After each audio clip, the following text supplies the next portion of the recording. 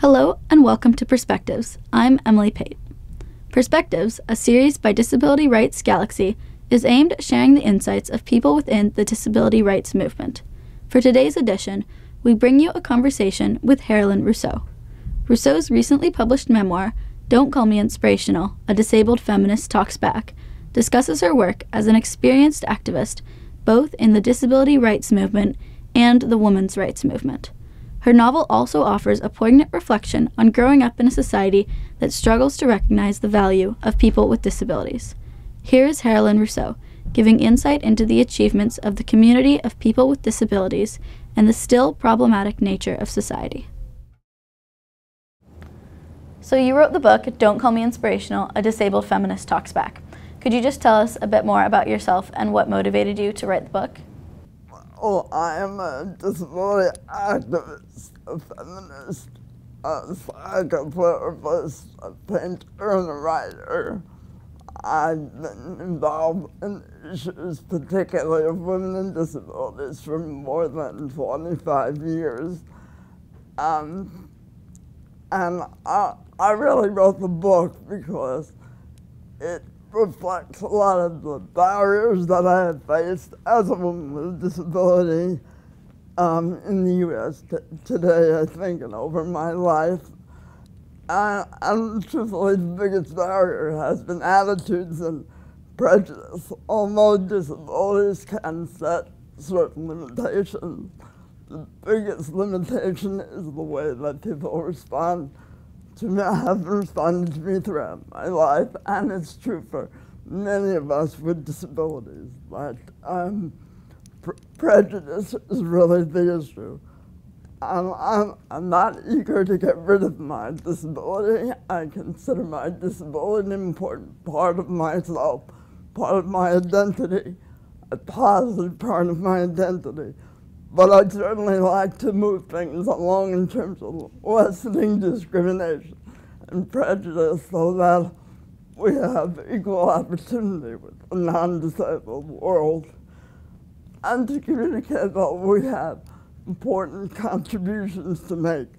I don't want to encourage inclusion out of sympathy or any other paternalistic attitude. I think the most important thing the world needs to know is that people with disabilities have important things to say and ways of being in the world that educates everyone. So those are some of the motives for my book. You talked in your book about founding the Networking Project and your experiences with the girls in the program. What do you think was the most important takeaway for the girls, and what do you think was the most important takeaway for you? Well, the Networking Project was a mentoring project linking young adolescent girls with disabilities with adult women with disabilities. So with the idea that younger women shouldn't have to reinvent the wheel, that they could learn from the experiences of older women and have role models and mentors to move them along.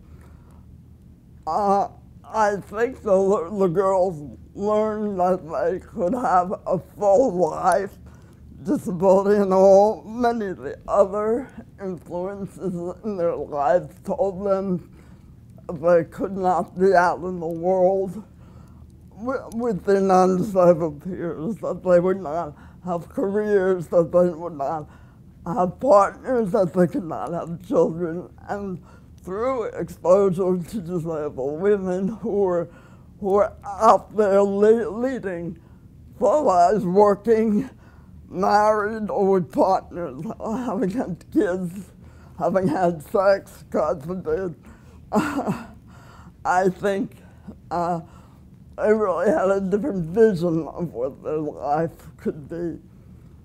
For me, I learned a number of things. Probably the most important thing was that the younger generation has a lot to teach us old fogies in a way. Their attitudes are more, in some ways, more progressive, these young women who we met were more open about topics that in my head, like sexuality, that were more taboo when I was growing up. And so there's a greater sense of freedom in some areas, in some ways, loosened up the women who were mentoring them. So it taught me a great deal about the injury, how generations can teach each other. It's not a one-way street. And that was an important learning for me. For youth with disabilities involved in the disability rights movement, what is something you've learned in your experiences with activism that you wish you'd known when you were younger? Well, one thing is that it can be fun. Activism, when you're out there involved with other people fighting for a cause, of course you are benefiting your group, you're fighting for the rights of people with disabilities, and that will ultimately benefit yourself. But it's also, you also have a good time doing it. It is very empowering, and it builds a sense of community. When I was growing up, I did not know any other people with disabilities, any other children or young adults, and so I was very isolated in my experience. I thought I was the only one, and I blamed a lot of the problems that I was facing on my disability. But by joining a group, a disability rights group, where you're with others with disabilities, you realize that many of the problems are not yours. They are society's problems. And that by having the support of others who share your disability, you really feel like you belong, like you're not the only one, but as I said, have community. And that's a very important thing for all of us. We all need community. In your book, you described the problematic nature of the early feminist movement and how members of that movement resisted inclusivity, especially in regards to women with disabilities. You stated that the situation has shifted, but gave the impression that the problem has not been completely solved. Do you have any suggestions for modern feminists regarding this problematic area of feminism? And, if possible, could you pinpoint specific areas where improvement is still necessary?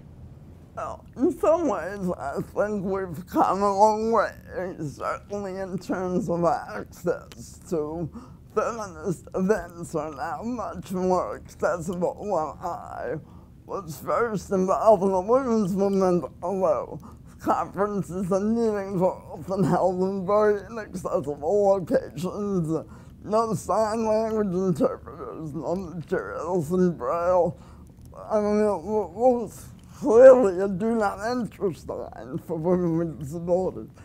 Now things have changed substantially. Most feminist activities are held with accessibility in mind. And there is some beginning inclusion of disability content within a conference. But I don't think yet there's enough realization that having women with disabilities in the movement is an asset. I mean, again, it's the issue of not feeling like you should include us because it's the right thing to do or it's morally correct, but because it strengthens the movement. Disabled women have learned a great deal about issues that are very important to all women, issues about body image, about children, about reproductive rights. This is a level of knowledge and expertise that will benefit all women.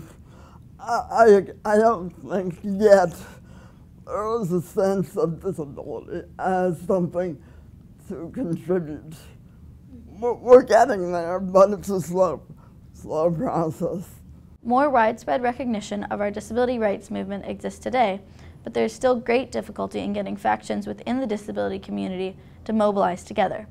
There is also difficulty in getting other civil rights-based movements to connect to disability, and disability to connect to other movements, even with shared oppression struggles.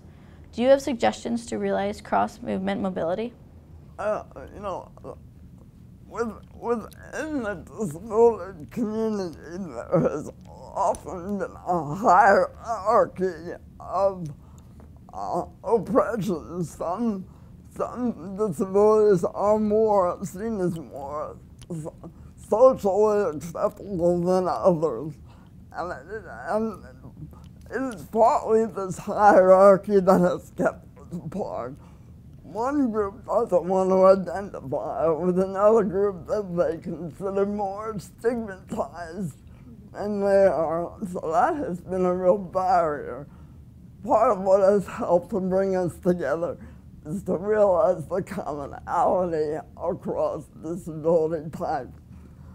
But in a way, we also have to both appreciate the commonalities and celebrate the differences, that one doesn't have to give up one's own particular experiences to meld into a community. One can have a disability that has some unique features and hold on to that part of oneself and still merge with the larger disability community. So it's sort of tricky to negotiate that and tricky to create an environment in which everyone is welcome. But hopefully, I think we have made some progress. Certainly when I was initially involved, the disability rights movement consisted mainly of people with mobility disabilities and sensory disabilities. And a lot of the community was Caucasian. Now it is becoming, I think, broader. I think people with intellectual disabilities, with emotional disabilities, learning cognitive, it is becoming more inclusive. But it's a process, and you know, we have the same biases the rest of the world does toward certain kind of disabilities. So part of the issue is really getting to know one another across disability and appreciating both our strengths and our needs. And that is a process.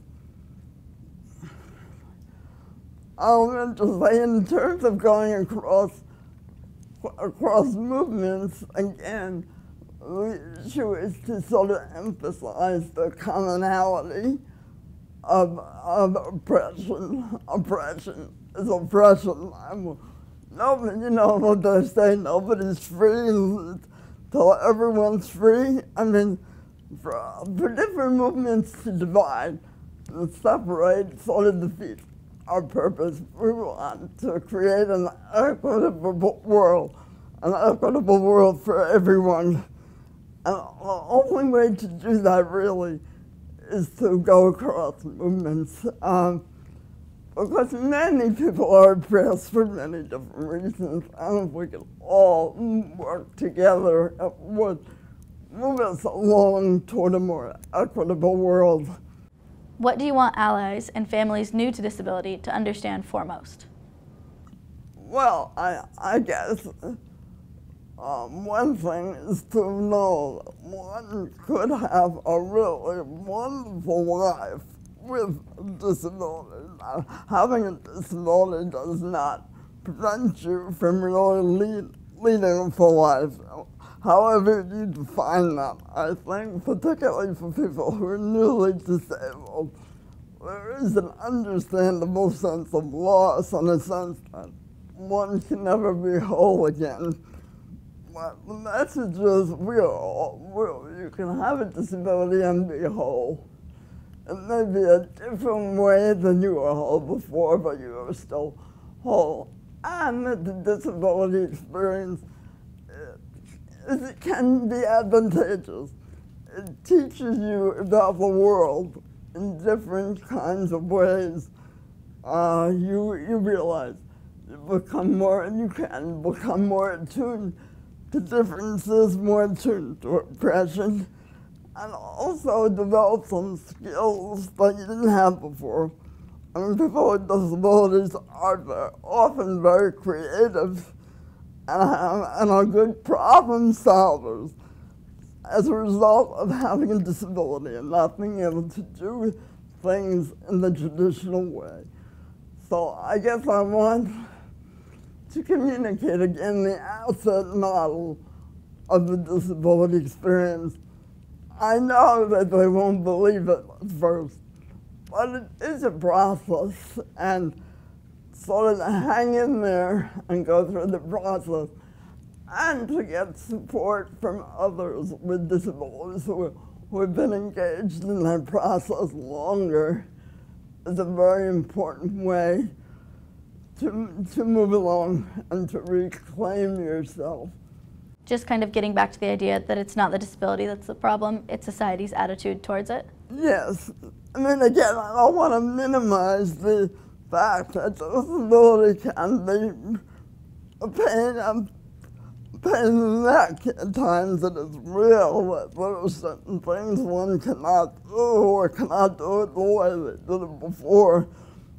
We shouldn't deny that reality, but the truth is you can find a way to be in the world that will work for you, and as you say, the bigger barrier is people's attitudes. And so recognizing that and seeing it as a societal issue and not your individual failure. Definitely an important thing to realize. Thank you for your time and for meeting with us. One last question. Is there anything you in particular would like to share before you go today? Well, I just want people to hold on to that notion of disability as an asset. I think we so often frame it as a liability. I want to turn that on its head and encourage people to think about that, and particularly for people with disabilities too, who don't have a sense of positive identity and pride that I might have to think about the potential asset side of the disability experience and how it has enhanced them and how it could enhance our community. That concludes this edition of Perspectives. For guidance on how to use this video in teaching disability awareness, please visit us at disabilityrightsgalaxy.com. Thank you for joining us.